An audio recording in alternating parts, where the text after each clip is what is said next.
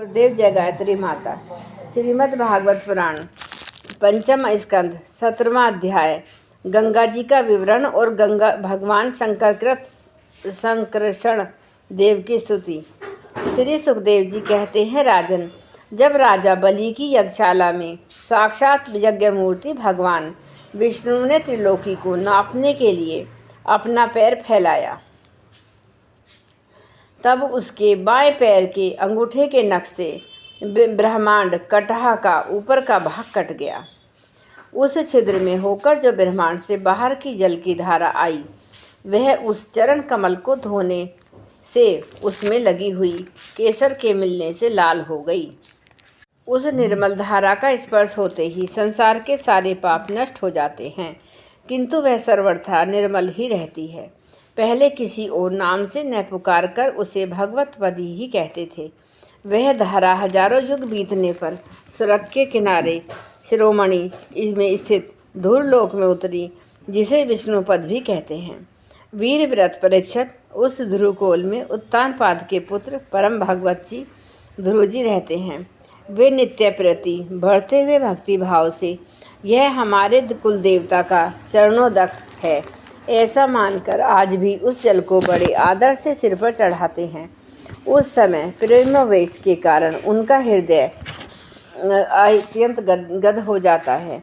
उत्कंठावश बरबस मुंदे हुए दोनों नयन कमलों से निर्मल आंसुओं की धारा बहने लगती है और शरीर में रोमांच हो आता है।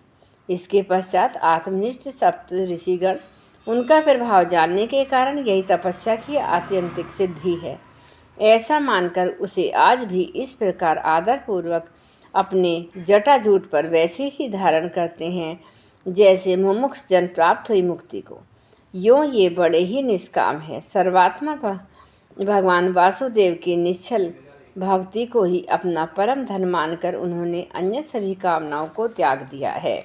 यहाँ तक कि आत्मज्ञान को भी ये उसके सामने कोई चीज़ नहीं समझते। वहाँ से गंगा जी करोड़ों विमानों से घिरे हुए आकाश में होकर उतरती है और चंद्रमंडल को आप्लावित करती मेरु के शिखर पर ब्रह्मपुरी में गिरती है। यहाँ ये सीता अलकनंदा, चक्षु और भद्रा नाम से 4 धाराओं में विभक्त हो जाती है, अलग अलग चारों दिशाओं में बहती हुई अंत में नदियों के अधिचर समुद्र में गिर जाती है। इनमें सीता ब्रह्मपुरी से गिरकर केसराचलों के सर्वोच्च शिखरों में होकर नीचे की ओर बहती गंधमादन के शिखरों पर गिरती है और भद्रा वर्ष को पल्लवित कर पूर्व की ओर खारे समुद्र में मिल जाती है। इसी प्रकार चक्षु माल्यवान के शिखर पर पहुंचकर वहां से बेरोक टोक केतुमाल वर्ष में बहती पश्चिम की ओर 4 समुद्र में जा मिलती है। भद्रा मेरु पर्वत के शिखर से उत्तर की ओर गिरती है तथा एक पर्वत से दूसरे पर्वत पर जाती अंत में श्रृंगवान के शिखर से गिरकर उत्तर कुरुन देश में होकर उत्तर की ओर बहती हुई समुद्र में मिल जाती है। अलकनंदा ब्रह्मपुरी से दक्षिण की ओर गिरकर अनेकों गिरि शिखरों को लांघती हेमकूट पर्वत पर पहुंचती है। वहां से अत्यंत तीव्र वेग से हिमालय के शिखरों को चीरती हुई भारतवर्ष में आती है और फिर दक्षिण की ओर समुद्र में जा मिलती है। इसमें स्नान करने के लिए आने वाले पुरुषों को पद पद पर अश्वमेध और राजस्व यज्ञ आदि यज्ञों का फल भी मिलता है। प्रत्येक वर्ष में मेरु आदि पर्वतों से निकली हुई और भी सैकड़ों नदियाँ हैं। इन सब वर्षों में भारतवर्ष की कर्म भूमि है।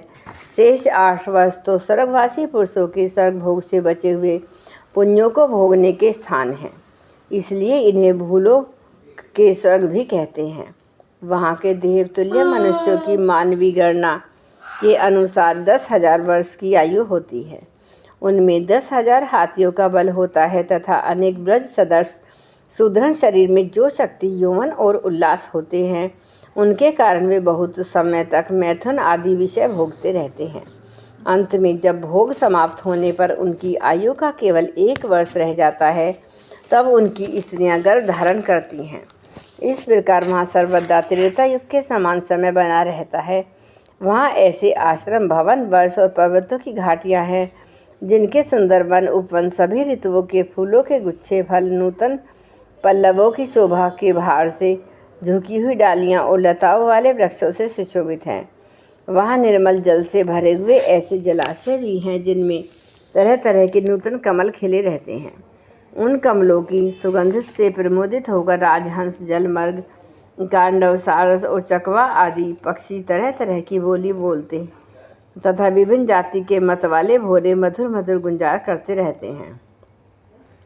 इन आश्रमों, भवनों, घाटियों और जलाशयों में वहाँ के देवेश्वरगण परम सुंदरी देवंगनाओं के साथ उनके कामों, मादक सूचक हास विलास और टिला कटाक्षों से मन और नेत्रों के आकर्षित हो जाने के कारण जल क्रीड़ा आदि नाना प्रकार के खेल करते हुए स्वच्छंद विहार करते हैं तथा उनके प्रधान प्रधान अनुचरण अनेक प्रकार के सामग्रियों से उनका आदर सत्कार करते हैं। इन नववर्षों में परम पुरुष भगवान नारायण वहाँ के पुरुषों पर अनुग्रह करने के लिए इस समय भी अपनी विभिन्न मूर्तियों से विराजमान रहते हैं। ईलाव्रत वर्ष में एकमात्र भगवान शंकर ही पुरुष हैं। श्री पार्वती जी के शाप को जानने वाला कोई दूसरा पुरुष वहाँ प्रवेश नहीं करता, क्योंकि वहाँ जो जाता है वही स्त्री रूप हो जाता है। इस प्रसंग का हमें आगे 9वें स्कंद में वर्णन करेंगे, जहाँ वहाँ पार्वती एवं उनकी अरबों खरबों दासियों से सेवित भगवान शंकर परम पुरुष परमात्मा की वासुदेव मन अनिरुद्ध और शंकर संज्ञक अपनी कारण रूपा नाम की तम प्रधान चौथी मूर्ति का ध्यान स्थित मनों में विग्रह के रूप में चिंतन करते हैं और इस मंत्र का उच्चारण करते हैं।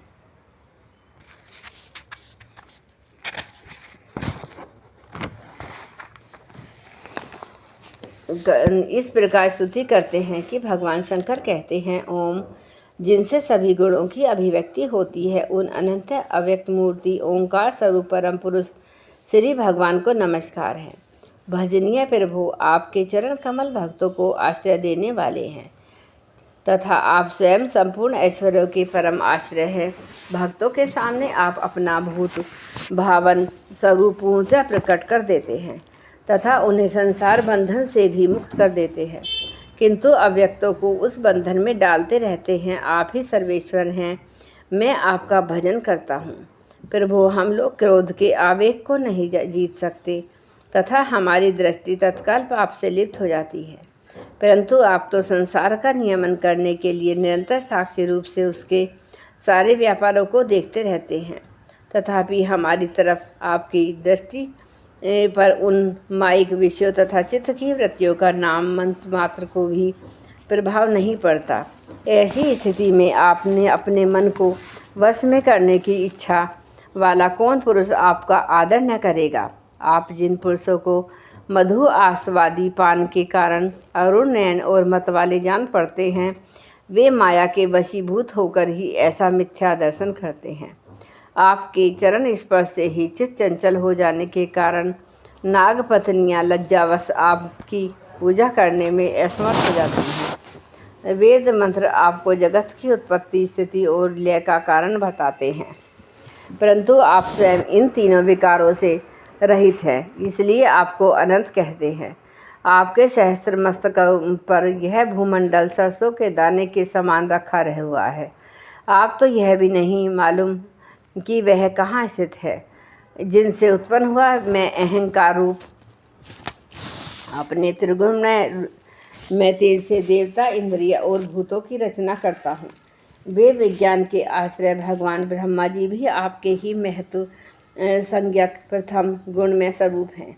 महात्मन महत्व अहंकार, इंद्रियाभिमानी देवता, इंद्रियां और पंचभूत आदि हम सभी डोरी में बंधे हुए पक्षी के समान आपकी क्रिया शक्ति के वशीभूत रहकर आपकी ही कृपा से इस जगत की रचना करते हैं।